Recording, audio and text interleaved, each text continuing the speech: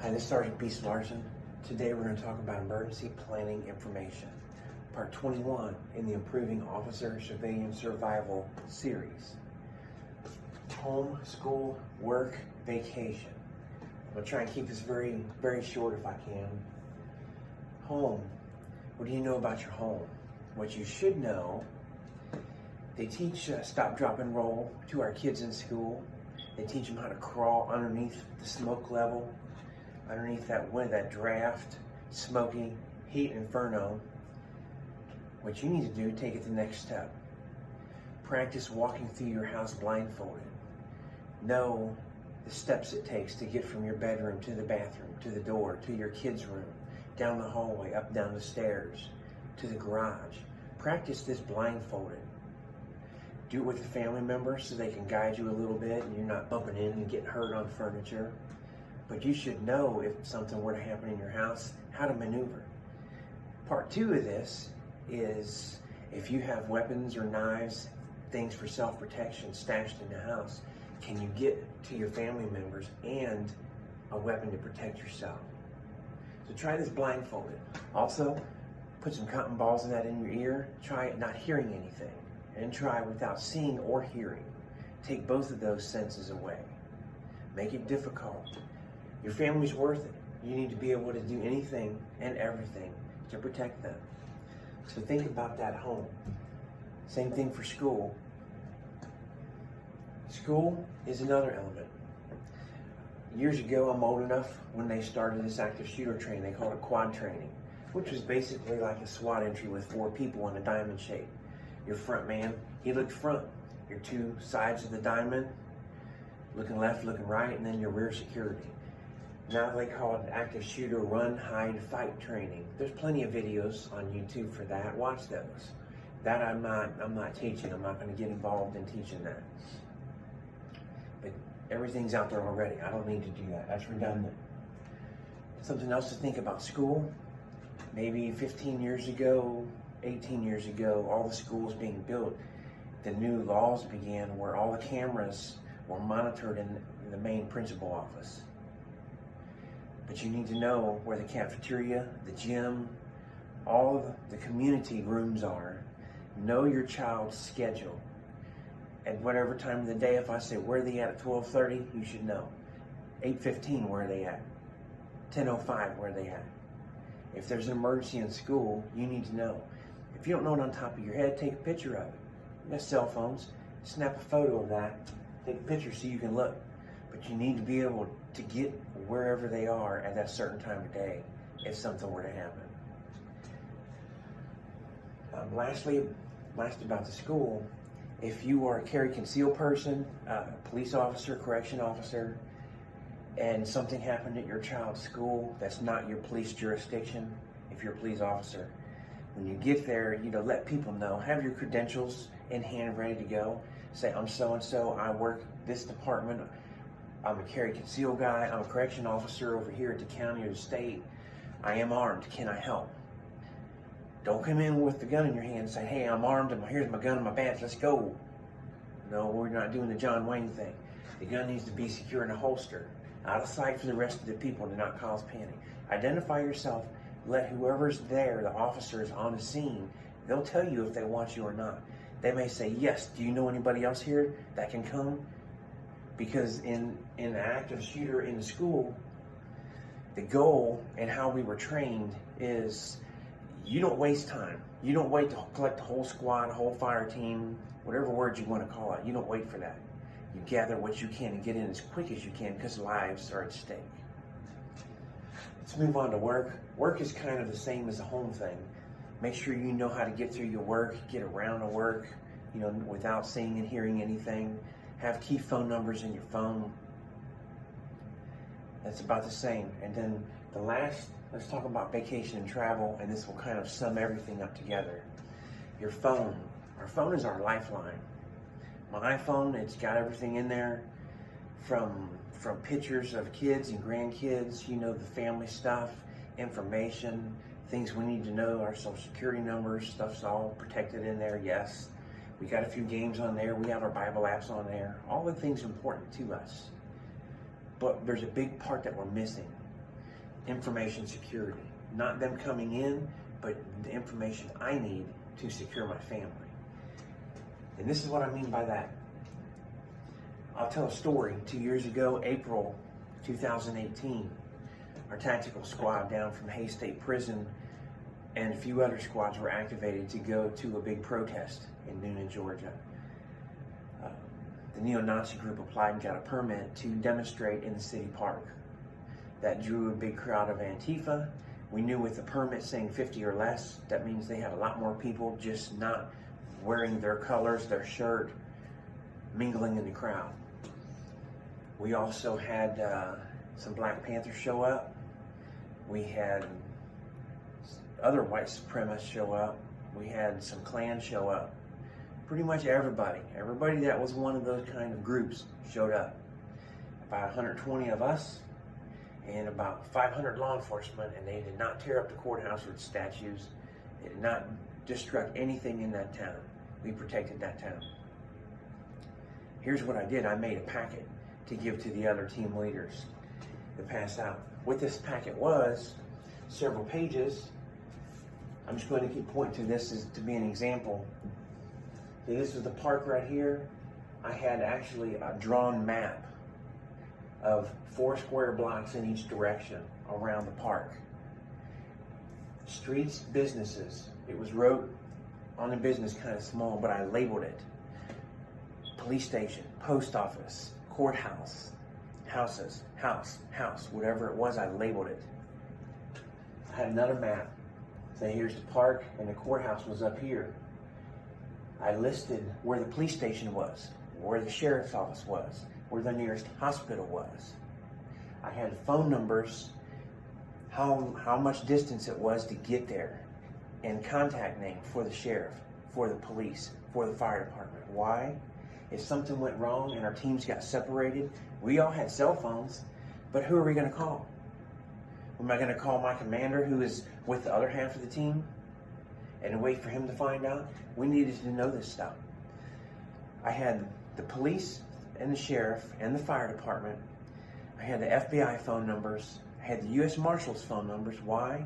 Because in that town was the U.S. Marshal office. Why else was that important? Because anybody that's anti-government, I had all the government officials listed, the government buildings listed, because they would become potential targets. If they're targeting the courthouse and things got out of control, they're going to look to hit every type of government, every place where people wear a uniform. So that was mapped out on another page. When I found out through some digging on the police website, I had the chief's name, phone number, and email. I had a patrol commander, name, phone number, and email to his desk, not a cell phone. They also listed, they're very proud, their detective, captain, and also listed the SWAT commander. So I put all of those phone numbers in, and I wrote them all on a sheet of paper, and that was like page 5. If something were to go wrong. Now here's an important thing. If I'm seeing things, I snap a few photos, I can send it right to the SWAT commander's email. Say, this is Sergeant Larson from the TAC squad. Subject, photos of whatever. And then immediately he's got a photo that shows people in a crowd and what they're doing. How long does it take you to take a picture of a baby and send it to somebody? It doesn't take long at all. Take a picture, you hit the upload button, you hit another button, pick a person, and it's gone that quick. Do the same thing, email takes just a hair longer. But if we've got a full-scale riot in town and people are getting injured and things, me taking 10 seconds to take photos and taking 30 seconds to upload some things to the SWAT commander and the police chief, somebody, sent to the fire department too, that's important for them to know because there's going to be fires. See where I'm getting at with this? I took a few minutes and got that. Outlined the whole city, how we would plan to walk if we split up, and then I also chose a safe and neutral rendezvous spot, a meeting spot, if things were to go afterwards. If things got out of control, we'd say, hey, we do this, if something bad, look at your watch. Okay, 1:15, things are bad. We try and make it to that point in 30 minutes. I would text the other commander, Sergeant Smith. We would communicate. If I can't get who's with me there, I'll tell them what and how long. What's my estimated time arrival? ETA, 20 more minutes, we got a bad problem. We're pinned down. This is what I'm getting at. Now take what I've done and use the vacation word instead of protest. Say you go to Disney. A lot of people go to Disney. You want to go to Florida. What you need to know, say if you live in Michigan, you should have Michigan State Police in your phone. You're going to travel through Ohio. Have the Ohio Highway Patrol in your phone. The big cities you may pass through. Toledo, you may be close to Dayton or Columbus, down through Cincinnati, down to Lexington, heading down south, have Kentucky State Police in your phone. See where I'm getting at? Don't count on 911. It's a great system, but you need a backup. If you're in a situation that somebody in your family or you are bleeding and could bleed to death, having 14 phone numbers is better than one. If something happens with 911 system, if it gets overloaded from an incident and there's 1,000 calls, you get stuck on hold. They only have so many lines. So have the police numbers that go down. Have some FBI phone numbers in your phone. When you get down to Orlando, look at the map. Don't just rely on your phone to take you everywhere you go. Pull up satellite. Look at it. Look at the map version. Have some familiarization. I'm over 50. I was born a while ago and I was taught by my father, taught by his father. When you travel and go on vacation, we had the paper map. You unfold them. You see people on the side of the road, you got a map that's bigger than I could hold in front of this phone right now. You should have an idea what things look like outside of looking at your phone map. Have some police phone numbers. Know where the hospital is in Orlando. There's more than one. Know where they are. Know how to get to the airport from your hotel. How far is the police? How far is the hospital? How far is the fire department? You got an FBI phone number. Why is this important? Florida is in the top 5 states of child abduction. You need to know stuff. You need to be able to, if you see a child abduction, something's happening and you think something, take them pictures, send it to the police immediately, to the FBI right off your phone. Don't waste time. Time is a life. They make movies about this. Time is a life. You see where I'm getting at now. We do everything on this phone. If you spend 20 minutes playing a wordscape on your phone, you can spend 45 minutes to thoroughly research a vacation spot. Families' lives are much more important than a video game. This is as a distraction technique. Remember that back in that video? Something that's very, very serious and very important to me. My hands, I tend to open my fingers up like this. That's my body reacting to say, I'm reaching out. I'm wanting you to see how serious this is. This is intense. Have this information. As you watch my videos and you watch my behavior, watch the clues that I give as I've trained my whole life to be safe. Going like this, that's very important. So know your vacation route. Know who's down there. Read the news. Pay attention to the news. Years ago when our oldest was little, we took a big family trip. Big family meaning us, had some parents, my wife's sister and her family went. There were 10 people down there. While we were down there, there were 5 murders in Orlando that week. We paid attention to the news, paid attention to the area. And when we went, didn't have cell phone maps. I had an old school map from the gas station. I went and bought it. So I could look and start pinpointing some things, get an idea. Because I was on the SWAT team when we went down there. That was my job. Gather information, map it out, make some plans. Kept us safe. We had no problem on vacation. We had a great time. See how important this is? We as the parents take responsibility for each other, for ourselves and kids and families. Home, school, work, vacation. You got some homework to do because I guarantee there's very few people out here that have done this and actually have and know this. So look the stuff up. Do this at home. In the dark, at nighttime, can't see, can't hear, practice.